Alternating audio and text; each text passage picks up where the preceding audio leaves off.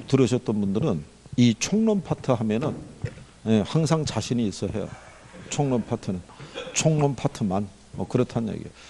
황 총각 일로 와 일로 와. 거기 있으면 나중에 이거 교탁에 가려서 이 밑에가 안 보일 수도 있고 자리는 나를 기준으로 이쪽이 유리한 거예요.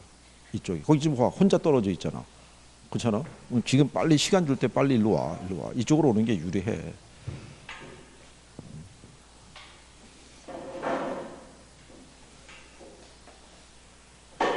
아니 그리고 뭐 들린 얘기하면은 저녁반 분들은 지난주에 뭐 회식했나요? 어저께? 아니 무슨 뭐 공부도 아직 뭐 저기도 안 돼 있는데 찾는 건 다 찾는단 말이에요. 회식도 하고. 참. 나중에 그럼 틀림없이 100일 남겨놓으면 100일주도 마시겠네요. 심지어는 뭐 어디 아름아름 해가지고 작년 합격자 뭐 방석이라도 또 확보하는 거 아니에요? 하여간 뭐 행사는 다 하시려고 그러니까 참 이거 저기 개론에서는 그 포인트 대한 것만 잘 그 정리하셔도 무난하고요. 거기다 이번에 그 주택연금이 개정이 들어가요. 여러분들이 언론에서 보셨겠지만 그래서 주택연금의 가입 연령이 몇 세 이상이에요? 몇 세? 60세인데 그걸 50세로 낮춰주는 거예요. 50대로. 네, 그게 왜 그러냐면 요즘 왜 그 명태 이런 것도 있죠. 네, 그래서 지금 사회적으로 명태에서 나오는 연령대가 50대라고요. 그러니까 50대에서부터 소득이 끊기는 거예요. 네, 그러니까 그 주택을 담보로 해서 생활비를 갖다 지원받을 수 있게끔. 왜냐하면 50대 이후에 만약에 실업자가 되면 그 나이에 재취업한다는 거는 쉽지 않다고요. 네, 그래서 아마 그 연령을 낮춰주는 것 같고 그 다음에 원래는 그 주택 가격을 판단할 때 시가로 판단했는데 그걸 공시가격으로 적용하는 거예요. 그럼 공시가격을 적용하게 되면 주택연금의 가입 대상 주택의 그 가격이 9억 원 이하의 주택만 돼요. 시가로. 예, 그렇게 되면은 9억 원을 초과하는 주택을 갖고 있는 사람은 해당이 안 돼요. 그죠? 9억 원짜리 주택을 맡기면은 월 한 250 정도의 연금을 받을 수 있어요. 주택연금을. 근데 이걸 공시가격으로 하게 되면 시가가 10억이 넘어가는 주택이 있죠. 그거를 보유한 사람도 해당이 될 수 있는 거예요. 그게. 그리고 원래는 그 전월세를 둘 수가 없어요. 특히 보증금을 수령할 수가 없는데 그게 가능하게끔 또 허용을 해주는 거예요. 그게. 그러니까는 주택연금을 가지고 왜 이런 거 있잖아요. 농지연금 있죠. 농지연금은 그거를 다른 사람에게 임대 줄 수 있어요. 농지는 관리 안 하면 피폐해지니까. 그러면은 농지연금을 받는 사람들은 연금도 수령하고 농지를 임대를 해줘서 발생하는 임대소득도 생길 수 있는데 주택연금은 그게 안 됐다는 얘기죠. 근데 이번에 그것도 허용을 해준다는 얘기예요. 이번에. 그러니까 당연히 한 4월 달쯤 정도가 되면 그게 법이 개정이 될 거라고요. 법 개정이 이루어지게 되면 다시 여러분들에게 고지를 해서 개정된 내용은 반드시 숙지하고 들어가야 되는 거예요. 그게 이게 4월 달 정도니까 6월 달 이후로 만약에 개정이 된 부분이 있으면 반영되지 않을 소지가 좀 커요. 근데 상반기 내에 만약에 개정이 됐으면 반드시 숙지하고 들어가야 돼요. 그러면 나오면은 간단한 게 연령대부터 물어볼 수 있는 거예요. 포인트가 연령이니까. 그렇죠? 네, 그러니까 그런 것들은 추가적인 이제 자료 드릴 때 거기에다가 정리해서 드릴 테니까 그렇게 구별하시면 되겠고요. 그 다음에 요 분류가 있을 때요. 분류가 부동산이잖아요. 그죠? 그러니까 이게 토지의 분류가 있고요. 그 다음에 주택의 분류로 나눠져요. 그러면 예전에는 시험이 이 토지의 분류상에서만 언급을 했는데 근래는 여기서도 출제를 해요. 주택에 대해서도. 그러니까 두 가지에 대한 내용을 기본적으로 정리하시면 돼요. 근데 여기 토지의 분류를 보면요. 제일 먼저 우리 교재상에서 명시한 거 보면요. 국토의 계획 및 이용에 관한 법률상 분류라고 해놨죠. 그게 이제 국계법상에서 분류할 때 여기서는 이제 용도, 지역, 지구, 구역으로 나누죠. 근데 주로 이제 여러분들에게는 요 부분에 있을 때 우리나라는 이제 용도 지역으로 보면 도시지역, 관리지역, 농림지역, 그 다음에 자연환경 보존지역으로 나눠주고요. 도시지역은 다시 이 안에 주상공록으로 이렇게 또 세분을 하고 있어요. 그래서 여러분 시험에는 여기 있는 자연환경 보존지역 있죠. 요게 도시지역에 포함되는 걸로 바꿔서 한번 낸 적이 있고요. 그 다음에 여기 주거지역을 들어가게 되면 주거지역 안에 가게 되면 전용 주거지역이 있고요. 일반 주거지역이 있어요. 전용 주거지역이 1종, 2종이 있고요. 일반 주거지역이 1종, 2종, 3종으로 나눠져 있어요. 여기서 2종에 대한 거, 2종 전용 주거지역과 2종 일반 주거지역을 표현을 다르게 해서 한번 출제한 선례가 있어요. 최근에 나온 게. 그래서 기본적인 것 정도만 알아두셔도 되겠고요. 그 다음에 공간정보의 구축 및 관리 등에 관한 법률이 있어요. 여기에서는 토지에 대한 지목을 몇 개로 28개의 지목으로 나눠 놓고 있어요. 이 지목에 대해서도 문제가 출제가 됐던 선례도 있어요. 당연히 선례가 있는데 그렇다고 해서 28개의 지목을 학개론 시간에 정리하고 그러진 않아요. 이건 대부분 이제 공시법에서 정리하시면 되고, 근래 여러분 시험에 그 지목에 대한 것이 나왔었을 때요. 22페이지 쪽으로 넘어가시면 지목에 대한 부분이 쭉 나와 있죠. 예, 나와 있을 때 23페이지 가시면 18번의 국어하고 19번의 유지 있죠. 예, 요 정도가 여러분 지문상에서 출제를 했던 거예요. 그러면 이게 이런 거예요.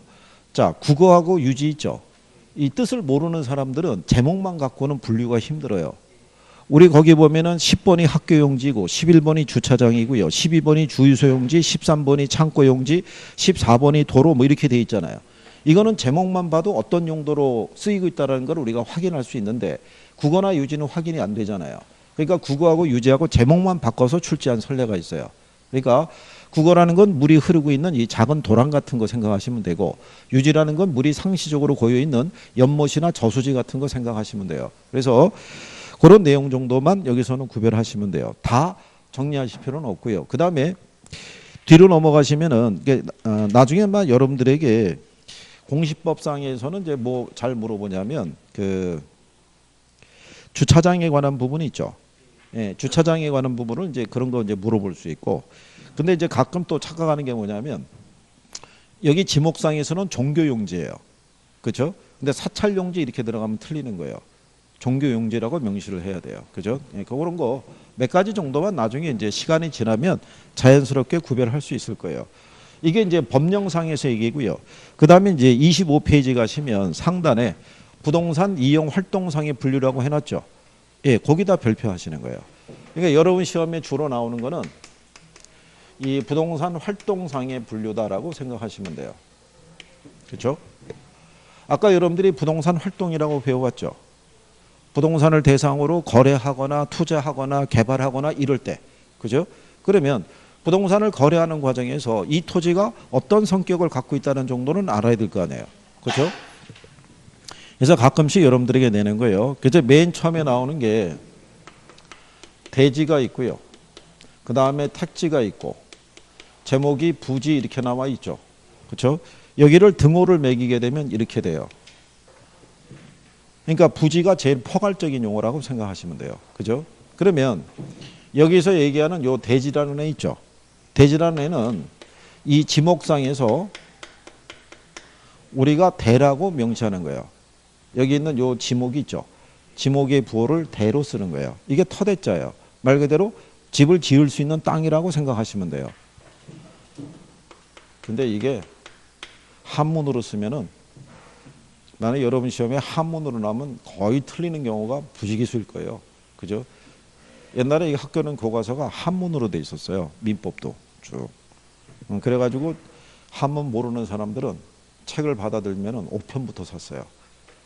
음을 달아야 되니까. 그러니까 이중고에 시달렸었는데 한글로 바뀐 다음에는 좀 낮은 거죠. 자, 그럼 이게 대라는 것은요, 주택이라든가 상가를 지을 수 있거나 아니면 이미 들어서 있는 토지를 뭐라 그런다? 그거를 대지라고 그러는데, 이때 대지는 지목상 뭐로? 대로 명시하는 애예요. 그죠? 예. 우리가 건축 용지 중에서 쓰이고 있는 대지라는 개념하고는 성격이 틀린 거예요. 그쪽에서의 대지는 건축할 수 있으면 다 대지로 보는 거예요. 그죠? 이렇게 용도상에서 주택과 상가를 지을 수 있는 토지다 이렇게 분류하는 게 아니란 얘기죠. 근데 지금 얘기한 그런 얘기도 여러분 시험에 나온다 안 나온다? 안 나와요. 그냥 여기서 요 내용만 정확하게만 분류할 수 있으시면 돼요. 그 다음에 여기 있는 택지라는 애 있죠. 예, 택지라는 애는 여기에다가 공장까지도 지을 수 있는 땅이 바로 뭐다? 그게 택지예요. 근데 여기 있는 공장이 있죠. 공장은 지목상의 부호가 장이에요. 그러니까 지목의 부호가 틀리죠. 예, 그 원래는 이 지목의 부호를 적용하면은 앞글자를 따는 게 원칙이에요. 그러니까 얘가 공장이면 공이라고 해줘야 되는데 뒤에 글자를 땄다는 얘기는 얘보다 먼저 공을 딴 애가 있는 거예요. 공원용지 같이. 그래서 뒷글자를 땄다라고 보시면 돼요. 그러면 택지는 얘보다도 좀 더 포괄적이죠. 공장까지 지을 수 있는 땅이니까. 그렇겠죠? 그래서 일명 도시용 토지를 택지라고 그래요. 여러분들이 한계지라고 아시죠? 한계지. 한계지라는 게 뭘 얘기해요? 한계지라는 게. 응? 한계지라는 게. 한계지라는 게 택지용의 최원방권에 위치한 토지잖아요. 그러니까 택지로 쓸 수 있는 거는 이런 용도로 쓸 수 있는 가장 어떻게 돼요? 한계가 되는 거 아니에요. 또 도시의 끝이라고 봐도 되겠죠. 무슨 말인지 아시겠나요? 자, 그런데 여기 부지가 있어요. 부지는 뭐냐면, 자, 주택이나 상가나 공장을 지을 수 있다는 얘기는 얘네들이 다 건축 용지란 얘기죠. 그럼 여기 있는 부지라는 애는 얘는 포괄적인 개념이에요. 부지를 표현을 할 때는 항상 이 표현이 들어가요. 무슨 표현이? 포괄적이라고. 그러니까 이렇게 주택이나 상가나 공장을 지을 수도 있고요. 여기에다가 건축이 제한이 되는 용도로도 쓸 수 있다 없다. 예, 이거로도 쓸 수 있는 거예요. 그러니까 수도용지라든가 철도용지라든가 또는 도로 있죠. 예, 이런 용도로 쓰기 위해 쓸 때 그때 그 바닥에 제공되는 토지를 뭐라고 그래요? 부지라고 그래요. 이 부자를 바닥 부자라고 얘기를 해요. 그죠? 그래서 세 가지가 있으면 뭐가 제일 포괄적이다? 부지가. 그런데 그 시험상에서는요. 택지도 출제하고요. 부지도 출제하고 다 해요. 옛날에는 이것들을 잘 인용을 안 했는데 근래는 다 표현을 써요. 그 기본 용어 정도는 알아두셔야 되는 거예요. 이게 회차가 길어지죠.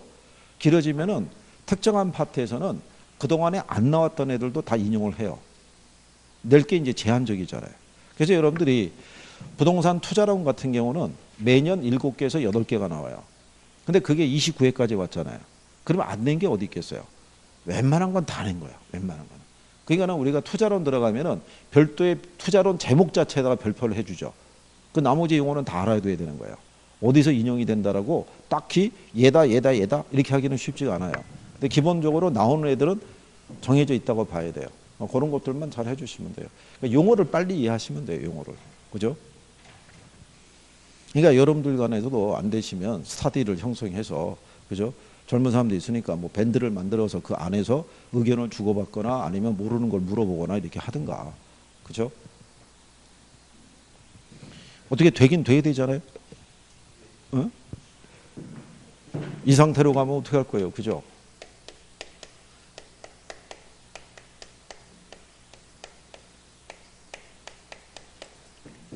자, 그 다음에 그 밑에 보면 후보지하고 뭐가 있어요? 이행지라고 되어 있어요. 그러면 후보지가 있고 이행지가 있으면 얘들을 일단 기본적으로 구분하는 거는요. 후보지가 조금 더 넓은 의미예요. 그러니까 얘는 용도 지역 간에 용도 전환 중인 토지를 우리가 후보지라고 그러고요. 이행지라고 그러면 용도 지역 내에서 용도 변경 중인 토지를 뭐라고 그런다? 이행지라고 그래요. 그럼 얘는 지역 간에 전환되고 있다는 얘기고 얘는 어디서? 지역 내에서. 그죠? 예, 그 차이란 얘기죠.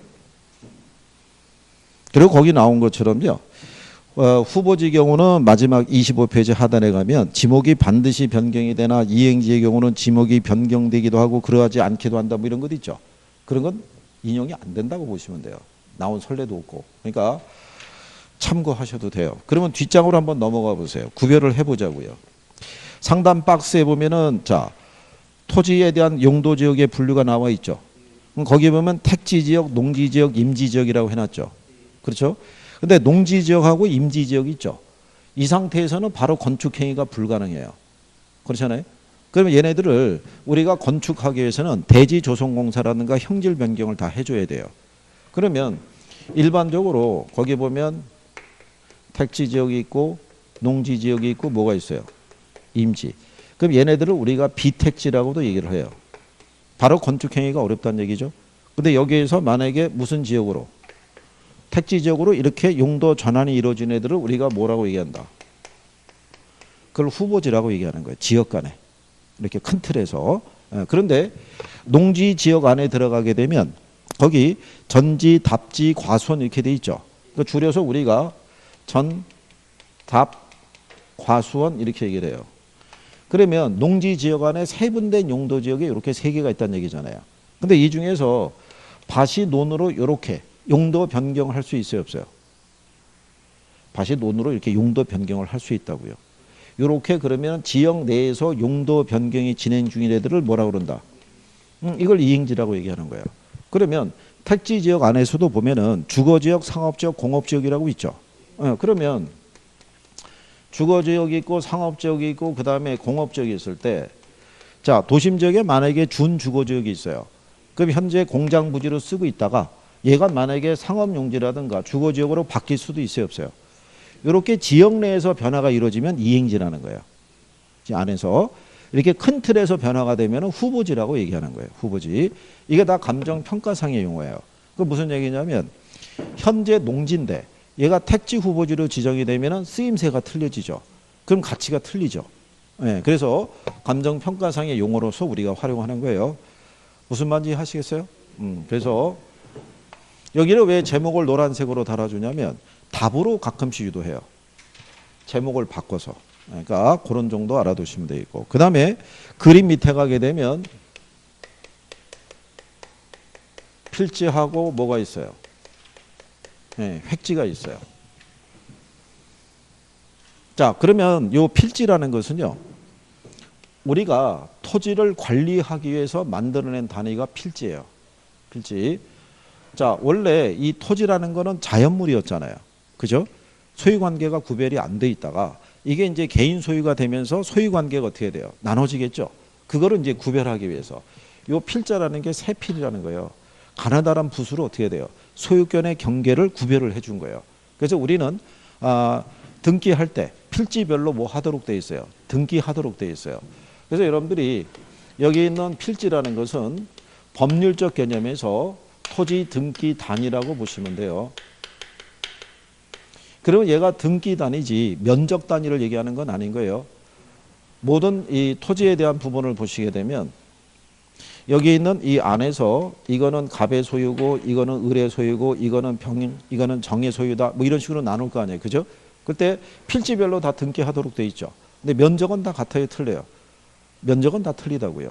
그러니까 얘가 등기 단위지 무슨 단위는 아니라는 거예요. 면적 단위를 표현하는 건 아니라는 거예요.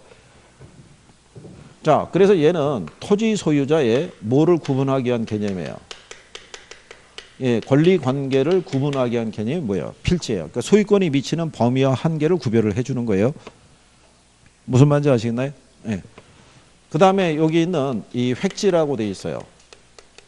획지라는 것은 경제적인 측면에서 토지에 뭐를 구분하기 위한 개념이다. 네, 가격 수준을 구분하기 위한 개념이에요. 거기 보시면 이렇게 돼 있죠. 획지는 인위적, 자연적, 행정적 조건에 의해서 다른 토지와 구별되는 가격 수준이 비슷한 일단의 토지를 말하며 이렇게 나와 있죠. 그렇죠? 예. 그때 그 조건이라는 거는 이렇게 생각하시면 되죠. 서울에 가면은 이 한강이라고 있어요. 그죠? 그러면 이 한강변에 이렇게 늘어서 있는 아파트들이 있죠. 이 아파트들은 이 안쪽에 있는 아파트들에 비해서는 시세가 어떻게 돼요? 비싸요. 그죠? 행정상의 구역은 틀려도. 그리고 왜 시세를 비싸게 묶어서 평가하냐면 한강에 대한 조망권이 확보가 되잖아요. 그죠? 네, 그래서 이런 애들은 무슨 조건을 공유하고 있는 거예요? 자연적 조건을. 자연적 조건을 공유하면서도 가격 수준이 비슷한 일단의 토지를 묶어서 뭐라고 그런다? 획지라고 얘기하는 거예요. 그 여기 늘어서 있는 토지들은 행정상의 단위는 같아요, 틀려요? 다 틀려요. 구도 틀리고. 그래도 이 조건을 공유하고 있기 때문에 가격대를 묶어서 평가할 수 있다는 얘기예요. 무슨 말인지 아시겠어요? 예를 들어서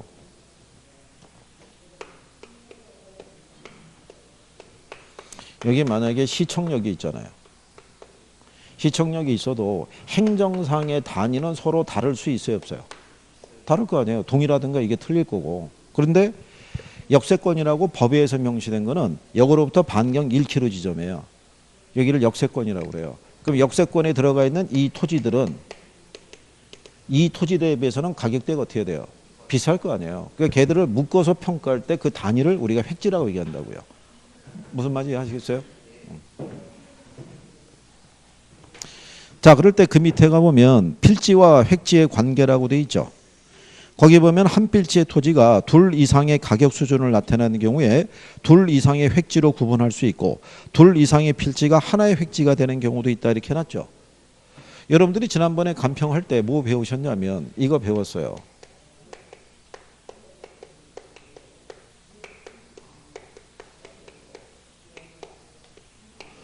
개별물권 기준 원칙이라고 배웠죠. 어? 감정평가 규칙에 있는 거라고. 자, 여기서 얘기하는 건 뭐냐면 감정평가는 개별평가가 원칙이라는 거예요. 그렇죠? 그럼 왜 개별평가를 하는 게 원칙이에요? 왜? 어? 평가는 왜 개별적으로 해야 돼요? 우리가 지난번에 이렇게 해줬잖아요. 모든 토지는 위치가 같아요, 틀려요? 아, 틀리니까 이 평가가 원칙이라고요. 그죠? 예? 아, 지금 여러분들도 옆 사람하고 가치가 똑같다 그러면 서로 삐질 거 아니에요. 그죠? 내가 얘보다 좀 더 난데 이렇게 생각할 거 아니에요. 사람마다 다 개성이 있어요, 없어요? 다 개성이 있다고요. 그죠? 특히 여자분들에게 옆 사람하고 아주 닮으셨군요. 이렇게 얘기를 해보세요. 그죠? 예, 난리 나는 거죠. 그죠? 그래서 원래 따로따로 해야 되는데 여기 한 필지에 땅이 있잖아요. 그죠? 예. 그러면 한 필지에 땅이 있는데 쓰임새가 틀린 거예요. 이 앞에 도로가 이렇게 지나고 있는데 도로 전면은 상가로 쓰고 있고요. 이면은 뭐로 쓰고 있는 거예요? 주택으로. 그러면 한 필지에 2개 이상의 획지가 놓여져 있는 거잖아요. 그럴 때는 무슨 평가하는 거예요? 그럴 때는 구분 평가해야 될 거 아니에요. 상가로서의 가치와 주택이 들었을 때의 가치가 같아요, 틀려요? 아, 틀리잖아요. 그러니까 거기 뭐라고 해놨어요? 한 필지가 둘 이상의 획지가 되는 경우 무슨 평가를 할 수 있다? 구분 평가할 수 있다라고 명시해놨잖아요. 그 다음에 둘 이상의 필지가 하나의 획지가 될 때는 일괄 평가를 할 수도 있다 이런 얘기죠. 그럼 그건 무슨 얘기냐면 여기 4개 필지가 있어요. 이렇게 4개 필지가 있는데 4개 필지가 하나의 공장 부지로 제공이 되고 있어요. 그럼 얘네를 따로따로 평가할 일이 없잖아요. 용도가 다 공장용으로 쓰고 있으니까. 그러면 이럴 때는 그냥 일괄 평가한다 이런 얘기예요. 무슨 말인지 아시겠어요? 그러니까 둘 이상의 획지가 하나의 필지로 쓰일 때 있죠. 그럴 때는 그냥 무슨 평가한다는 거예요? 일괄. 그럼 뭐가 설명하는 거예요? 제목이 설명해 주잖아요. 어? 제목이. 그러니까 일괄이라는 건 그냥 하나의 단위로 그냥 묶어서 평가하겠다는 거예요. 그죠? 여러 개의 필지가 이렇게 구성이 돼 있더라도. 그러니까 이게 용어를 듣고 나중에 여기서 수업을 할 때 이해가 되면 관계가 없는데 이해가 안 되면 이거 아까 별표하고 들어온 거잖아요. 그러면 집에서 인강을 볼 때 이 파트를 찾아서 다시 한번 설명을 들어야 되는 거예요. 계속. 들어서 이해가 되면 넘어가는 거고 이해가 안 되면 체킹했다가 저를 볼 때 물어봐야 되는데 제가 일주일마다 한 번밖에 안 오잖아요. 그 여러분간에 토의를 해야 된다고요. 누가 설명 좀 해달라고. 이게 뭐예요? 그러면 그 사람을 가르쳐 줄 때 내 실력도 늘어나는 거예요. 그죠? 그리고 요즘은 남아서 공부 좀 하라는 말도 무서워서 못 하겠어요. 남아서 공부하라고 그러면 그때부터 안 나오는 거예요. 그렇잖아요. 근데 그건 여러분들이 마음을 다 잡고 해줘야 되는 거예요. 그렇잖아요. 항상 시작할 때는 그냥 굳은 결심을 하고 그러는데 와서 수업 듣다 보면 조금씩 무너진다고요. 그죠? 그리고 여기 앉아있는 시간도 지겹기도 하고 그러면은 자꾸 이제 뭐 하는 생각 들어요. 내일은 쉴까? 다음 주부터 시작할까? 뭐 이렇게 가다 보면 금방 하는 거예요, 이거. 그러니까 누가 더 많이 걱정이 되는 거예요? 선생님이 더 많이 걱정이 되는 거예요. 그죠? 이제 여러분들하고 저하고 만날 수 있는 회차가 많지 않아요. 에? 작년 11월에서 한 40번이었는데 벌써 몇 달이 지난 거예요. 4개월이 지났다고요. 그죠? 그럼 거기서 16번 빼야 돼요. 그러니까 여러분들하고 저하고 만날 수 있는 게 24, 5번 나오면 끝나는 거예요. 1년이 금방 간다고요. 에?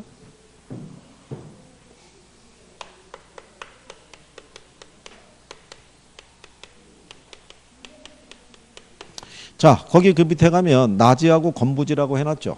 예, 그러면 나지라는 건 뭐예요? 나지. 아니 거기 그 26페이지 밑에서 두 번째 줄 있죠. 예. 자, 나지란 토지의 건물 기타의 정착물이 없고 지상권 등 토지의 사용 수익을 제한하는 사법상의 권리가 설정돼 있지 아니한 토지를 뭐라 그런다? 그걸 나지라고 얘기하는 거예요. 나지. 그죠? 우리나라의 모든 전체 국토공간은 공법상의 용도, 지역, 지구, 구역의 적용을 다 받아야 안 받아요? 다 받는다고요. 그러니까 공법상의 적용은 모든 토지가 동일하게 적용되는데 사법상의 제약이 설정돼 있는 토지도 있고 그렇지 않은 토지도 있어요, 없어요? 있을 거 아니에요. 그래서 사법상의 권리가 설정이 안 돼 있는 토지라고요. 지상권이나 저당권이나 이런 제약이 있다 없다? 없다고요. 그러니까 사적인 부분은 깨끗한 토지라고 생각하시면 돼요. 그렇죠? 그래서 거기 27페이지 가면 맨 상단에 이렇게 놨죠. 나지란 건물 기타의 정착물이 없으면서 공법상의 제한은 받지만 사법상의 제한은 받지 않는 토지를 뭐라 그런다? 그걸 우리가 나지라고 얘기하는 거죠. 그렇죠? 자, 그랬을 때 그러니까 얘는 지상에 뭐가 없는 거예요. 건축물이 없고 그 다음에 건부지라는 거는 지상에 뭐가 들어서 있어요. 건물이 들어서 있잖아요. 아까 여러분들이 복합부동산이라고 배웠죠. 네, 그 용어상에서 건부지라고 얘기하는 거예요. 건부지라고. 네, 그랬을 때 거기 건부지 안에 가게 되면 건부감가라는 게 있고 건부진가라는 것이 있죠. 네, 우리 지난번에 이제 설명해 드린 거죠. 그죠? 건부감가라는 건 무슨 의미겠어요? 건부감가라는 건. 자, 우리가 지난번에 얘기했었어요. 시장성을 기초로 하게 되면 일반적으로 나지가 건부지보다 시장성이 좋다라고 얘기했어요. 그죠? 네. 왜 나지가 건부지보다 시장성이 좋아요? 왜? 아니 이거 하면 얘가 있으면 얘는 이게 가능하잖아요. 이게 가능하니까 얘보다는 얘가 시장성이 좋은 거 아니에요. 그죠? 그러면 최유효용이라는 거는 뭐 얘기하는 거예요? 최유효용이라는 건. 최유효용이라는 거. 여기 전철역 있죠? 예, 이 주변에 들어서 있는 건물의 용도 있죠? 예, 주택이 많아요? 아니면 상가나 오피스가 많아요? 상가가 많을 거 아니에요? 그럼 이 주변에다가 개발하는 사람들은 다 상가나 오피스를 지으려고 그럴 거 아니에요? 그게 최유효용이라고요. 누구라도 생각할 수 있는 가장 일반적이고도 보편적인 이용이 무슨 이용이에요? 그게 최유효용이라는 거예요. 그러면 지난번에 이렇게 설명했잖아요. 서울에 가면은 태아란로라고 있어요. 삼성역에서부터 해서 강남역까지 이렇게 쭉 늘어서 있는 대로가 있는데 여기는 공시 가격이 어떻게 돼요? 굉장히 비싸겠죠. 그러면 이 지역의 최유효 이용은 뭐가 되겠어요? 가보시면은 전부 다 고층의 오피스들로 들어서 있어요. 그럼 이 지역의 최유효 이용은 뭐가 된다? 고층의 오피스가 되는 거예요. 그죠? 그럴 때 여기 A지가 있어요. A지는 지상에 아무것도 없어요. 근데 여기 B지가 있어요. 근데 B지는 지상에 한 5층 규모의 건물이 들어서 있어요. 그러면 A지가 시세가 한 20억 되고요. B지도 시세가 한 20억이에요. 그죠? 그러면 개발업자는 A지는 약 20억을 주고 매수해서 바로 이 이용을 하려고 할 거예요. 그죠? 이게 가능하잖아요. 비어 있으니까. 근데 B지는 20억에 매매가 되질 않아요. 20억에서 매수하는 사람은 빼달라고 얘기할 거예요. 왜? 이런 최유효 이용을 하려고 그러면 이걸 철거해야 되거든요. 그럼 철거비를 공제해야 되니까 얘가 거래되는 거는 20억이 아니라 한 18억이 거래될 거 아니에요. 그러면 여기 있는 나지보다는 거래되는 가격이 싸잖아요. 이유는 뭐 때문에? 건물 때문에. 최유효 이용에 제약을 받을 거 아니에요. 그로 인해서 토지의 가치가 낮게 평가되는 걸 건부감가라고 얘기를 해요. 무슨 말인지 아시겠어요? 대신에 건부증가가 발생하는 경우도 있어요. 예외적으로. 그러니까 항상 예외적인 조항이라는 건 존재한다 안 한다. 존재하는 거예요. 그래서 일반적으로는 얘가 시장성이 높지만 예외적인 경우도 있어요. 나지보다는 뭐가? 건부지가 가치가 더 높게 평가가 될 때 그때는 건부증가가 발생한다고 그래요. 그러니까 개발 제한 구역 내에 들어서 있는 건부지 있죠. 건물이 들어서 있는 거. 그건 예외적으로 가치를 인정해 주는 거예요. 자, 그래서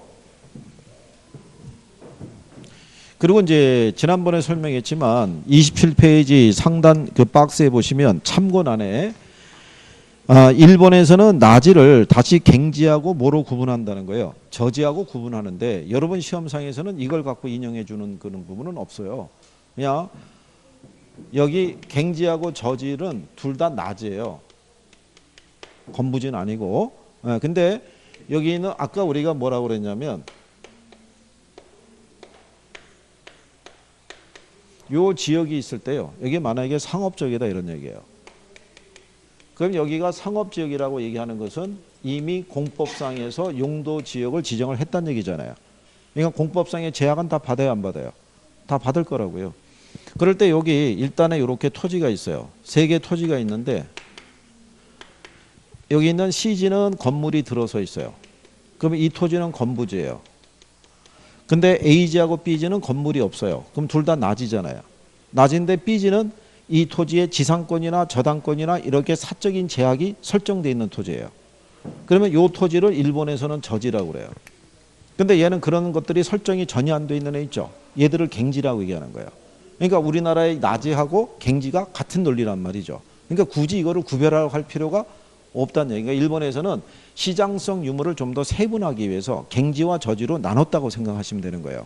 그러니까 우리는 법률상에서 이거하고 같은 개념이잖아요. 그러니까 따로 저지라는 개념을 갖고 물어볼 일이 있다 없다? 없어요. 그냥 그 정도로만 알아두셔도 돼요. 그 밑에 가시면 맹지하고 그 다음에 뭐가 있어요? 대지가 있을 때 요 대자라는 게 자루 대자예요. 이게 그러니까 대지라는 건 자루형 모양의 토지를 지칭하는 거예요. 그죠? 이렇게 도로가 있을 때요. 여기 B지를 보게 되면 얘는 도로하고 연결된 통로가 없죠. 네, 그 상태의 토지를 우리는 뭐라고 그래요? 맹지라고 그래요. 근데 여러분들이 보시다시피 맹지는 뭐가 제한이 돼요? 건축이 제한이 돼요. 우리가 건축물을 건축하기 위해서는 뭐가 확보가 돼야 되냐면 도로가 확보가 돼야 돼요. 얘는 도로가 전혀 확보가 안 돼 있잖아요. 그죠? 그러면 대지라는 애는요. 도로하고 연결된 뭐가 있어요? 통로가 있는 거예요. 그 연결된 통로를 갖고 있는 애들을 뭐라고 그런다? 걔를 대지라고 얘기하는 거예요. 대지. 근데 이것도 물론 이제 세부적으로 들어가면은 여기에 일정한 뭐 연면적 이상의 건축물을 지으려고 그러면 도로가 또 확보가 돼야 돼요. 2000평방미터 건축물 지으려고 그러면 4m 이상의 도로가 확보가 돼야 돼요. 근데 그게 또 확보가 안 되면 평가사 입장에서 보면 걔도 그냥 맹지 취급해요. 그렇죠? 그래서 이제 나중에 여러분들이 요 관계 때문에 민법에서 유역지, 승역지 이런 거 배우죠. 그렇죠? 그리고 주의 토지 통행권 이런 거 배우시잖아요. 그러니까 그런 기본적인 용어를 일단은 개론에서는 용어 정도만 설명해 드리고 거기에 법률적 관계는 여러분들이 민법이나 공시법 등에서 배운다고요. 그렇죠? 그거를 누가 일단 알고 있어야 돼요. 중개업자가. 그러니까 물건을 설명해 줄 거 아니에요. 어? 이거 나중에 잘못 설명해 갖고 이거 낭패 보는 경우도 많아요. 도로가 있다고 그래 가지고 이게 맹지가 아니구나 뭐 이렇게 됐을 때. 그죠? 언론에서 방송에도 그런 거 나오는데요. 참 이 평평하고 주변의 경관도 아주 수려한 땅이 있는데 맹지라는 거죠. 한가운데. 그러니까 주변으로 나갈 수 있는 탈출구가 있다 없다? 없는 거죠. 근데 그런 거 보고 속아가지고 거래하는 경우도 있어요 없어요? 많아요. 그런 게 의외로 아직도 많다는 얘기예요. 그죠? 그러니까 저런 세부적인 거는 누가 이제 알아서 여러분들이 알아서 이제 여러분을 찾아오는 고객에게 부연 설명을 잘 해줘야 된다고요. 그죠? 자, 그 다음에 이제 뒷장으로 가면 양가로 6번에 법지하고 그 다음에 뭐 있어요? 빈지 이렇게 있어요.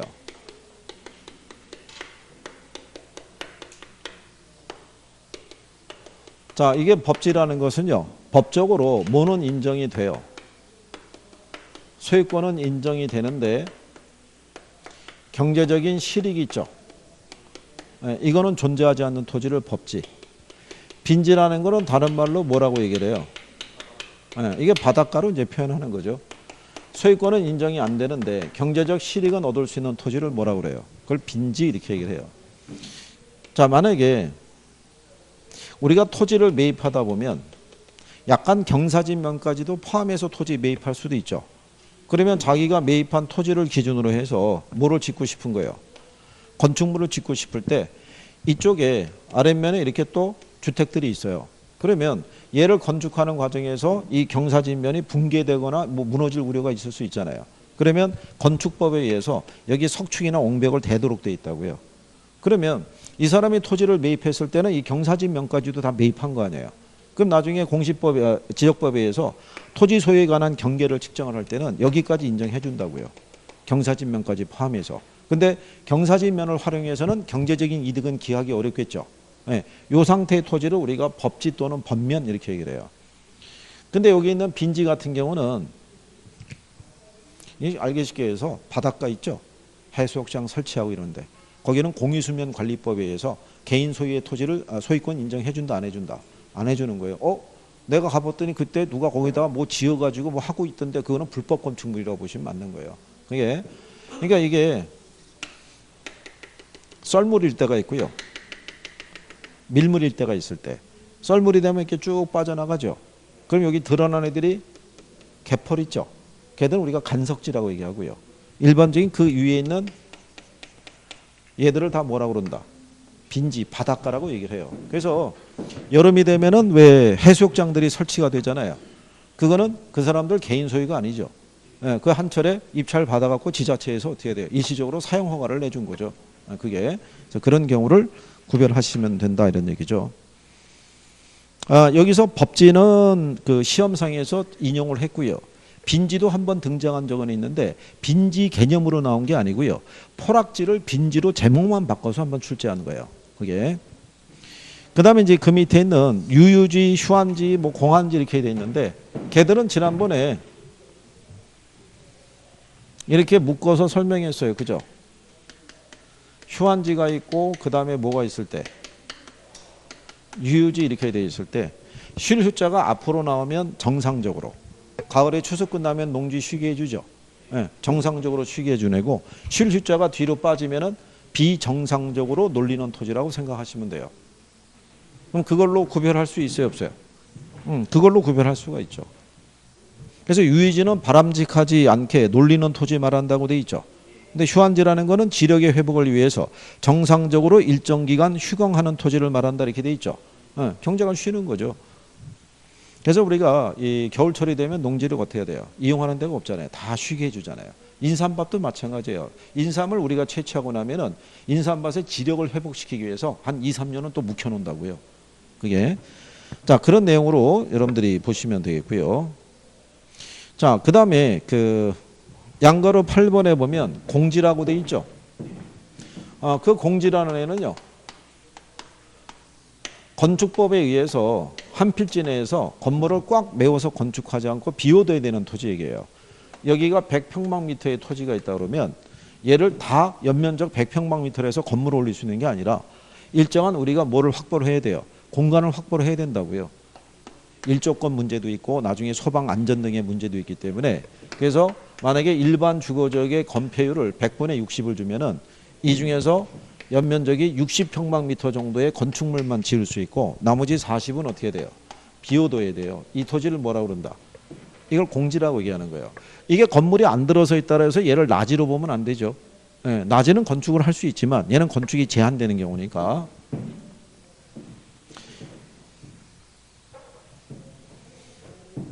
자, 그 다음에 이제 보시게 되면은 포락지라고 돼 있어요. 얘도 시험에서 25회 이후로 한 2번 등장을 했었어요. 그럼 얘도 왜 등장을 하냐면 포락지라는 제목만 갖고는 무슨 형태의 토지인지를 알 수가 없어요. 그래서 내준 거예요. 이렇게 수로가 흐르고 있을 때 수로 주변에 이렇게 논들이 있었어요. 근데 여름에 장마가 심해지면서 지금은 물이 넘쳐 흘러서 물이 흐르고 있는 땅으로 바뀐 거. 그 토지를 뭐라고 그런다? 포락지라고 얘기를 해요. 포락지라고. 그럼 원래는 여기 지금 물이 흐르고 있는 땅이라는 거는 개인 토지 소유자의 소유권이 미치는 범위였는데 지금 물이 흐르는 땅으로 바뀌었죠. 이거 3년 이내에 성토하지 않으면 소유권이 상실이 돼요. 근데 그런 내용은 학계론에 안 나와요. 무슨 말인지 아시겠나요? 그냥 뭐만 알고 있으면 되는 거예요. 포락지라는 게 어떤 용어다 이런 정도만 알고 있으면 되는 거예요. 그리고 나중에 이런 세부적인 거는 공법이라든가 공시법이나 이런 데서 또 배워요. 그죠? 그러니까 개론에서 뭐 그 정도를 인용하거나 물어보진 않아요. 그다음에 그 선화지라고 돼 있죠. 예, 선화지는 제목을 갖고 유추하면 되죠. 고압선 아래에 있는 토지를 우리가 뭐라고 그래요? 예, 선화지라고 그래요. 그래서 통상 선화지는 감가를 하는 경우가 대부분이죠. 이용상의 제약이 있으니까. 고압선이 이렇게 흐르잖아요. 밑에 있는 토지를 뭐라고 한다? 선화지라고 이래요. 그래서 이게 한전에서는 지상에서부터 30에서 70m 사이에 구분 지상권을 설정을 하고 이 전선을 고압전선을 설치를 하는 거죠. 그러기 위해서는 여기 있는 토지 소유자들의 뭐를 받아야 돼요? 돈 다 받아야 돼요, 이거. 그리고 보상도 해줘야 돼요. 그리고 한전은 여기에다 등기도 하죠. 이거 간혹가다 한전에서 깜빡이고 이거 등기 못할 때가 있어요. 예, 그러면 난리 나는 거죠, 이제. 소유자는 뭐 이미 다 했는데. 그래서 선화제는 일반적으로 뭐를 주는 게 대부분이다. 감가 주는 경우가 대부분이다. 그 다음에 11번에 보면 소지라고 해놨죠. 예, 이 소자라는 거는 그 힐소자예요.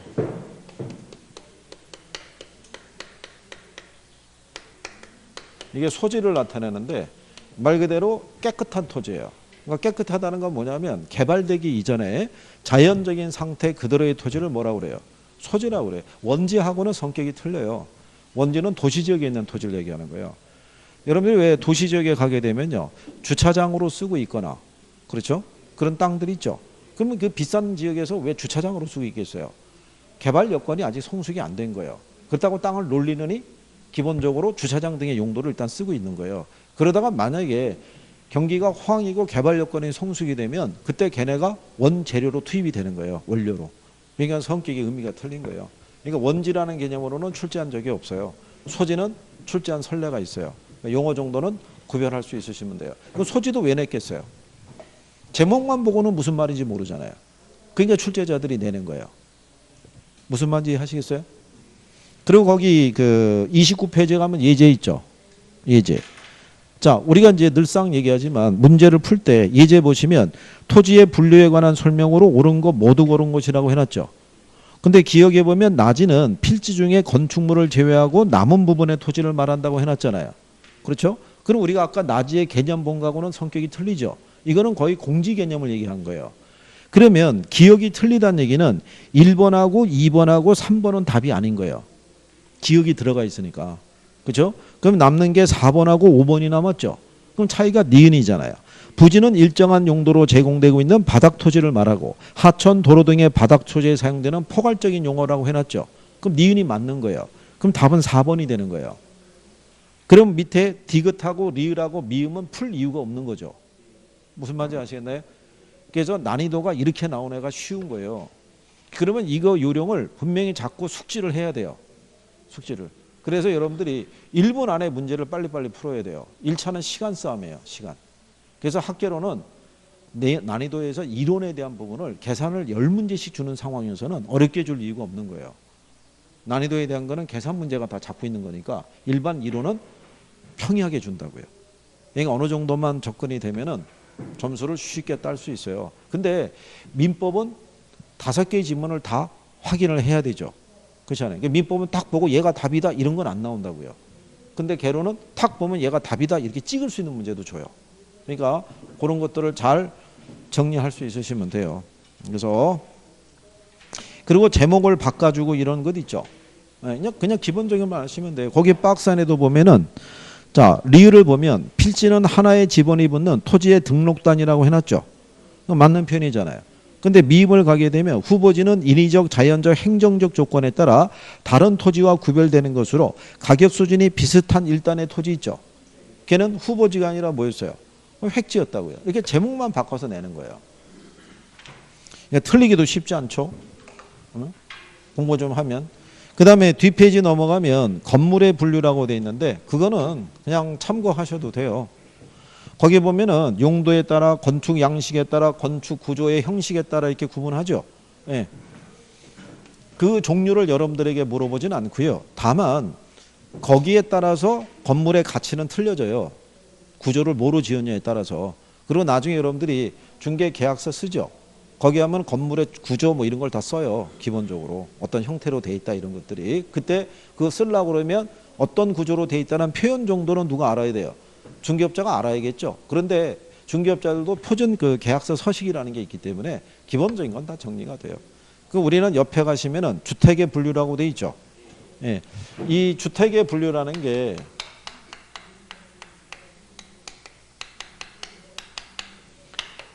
건축법상에서는요. 단독주택하고 무슨 주택이 있어요? 공동주택으로. 그래서 단독주택 들어가면 단독주택이 있고요. 다중주택이 있고 다가구, 공간 이렇게 구별을 해요. 그래서 여기서 이 단독이라는 건요. 소유권이 하나만 있는 것을 우리가 단독주택의 범주에 포함시켜요. 여기 다중이라는 거는 이 고시원 같은 거 생각하시면 되고요. 여기 있는 다가구라는 거는 원룸 아시죠? 예, 그러니까 얘네들도 소유권이 어떻게 돼요? 하나만 있는 거예요. 그러니까 여기 있는 이 공동주택은 구분 소유라고 얘기하죠. 소유권이 여러 개가 있는 거예요. 그래서 여기 들어간 애들이 연립주택도 있고요. 아파트도 있고 다세대도 있고 그 다음에 기숙사도 있는 거예요. 그러니까 여기도 다가 들어가는데 여기다 세를 집어넣게 되면 이게 대학교 이름 나오죠. 예, 이렇게 붙는 애들은 공동주택의 범주에 포함된다라고 보시면 되겠고 그 다음에 주택법에 보게 되면요. 여러분 시험에서 인용이 되는 게 준주택하고 도시형 생활주택이라고 있어요.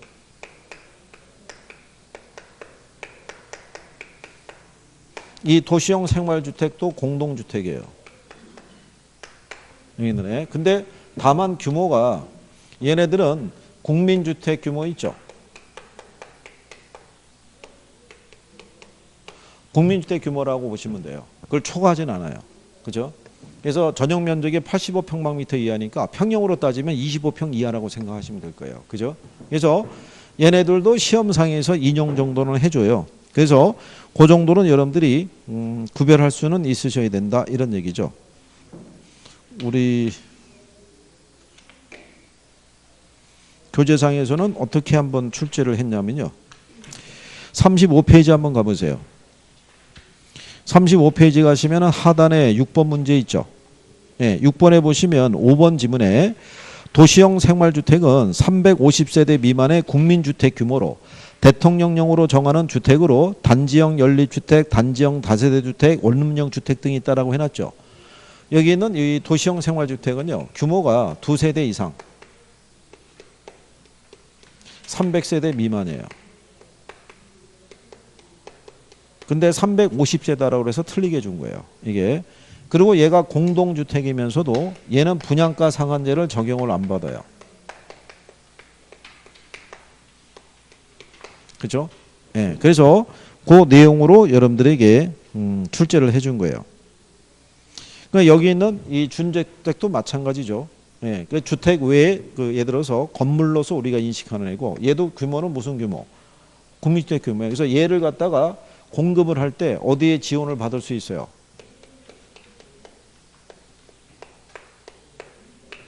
주택도시금에 지원을 받아서 얘가 공급할 수 있는 거예요. 그래서 이것도 시험에 한번 나온 거예요. 얘를 공급을 해줄 때는 국민주택 규모를 초과하는 주택에 대해서는 이 지원이 어려워요. 그래서 그 초과하는 주택에도 리모델링을 할 때 기금 지원해 준다 그래서 틀리게 한번 출제한 거예요. 이게 재작년이죠 벌써. 그래서 그러니까 여기는 용어에 대한 것만 정확하게 알고 있으면 뭐 틀릴 일이 별로 없어요. 이쪽에서는.